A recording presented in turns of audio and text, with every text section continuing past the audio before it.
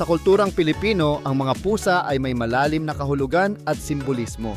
Sa mga alamat, sinasabi na ang mga pusa ay may kakayahang makita ang mga espiritu, kaya't itinuturing silang tagapangalaga ng tahanan.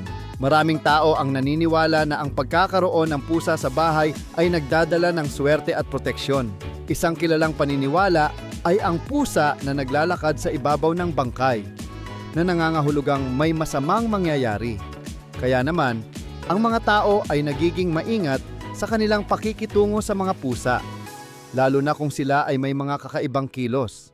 Sa mga tradisyon, ang mga pusa ay madalas na itinatampok sa mga kwentong bayan, na nagpapakita ng kanilang katalinuhan at kakayahang makipag-ugnayan sa tao.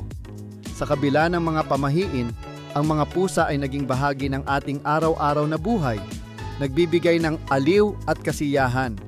Sa huli, ang mga pusa ay hindi lamang mga alaga. Sila ay simbolo ng ating kultura at paniniwala.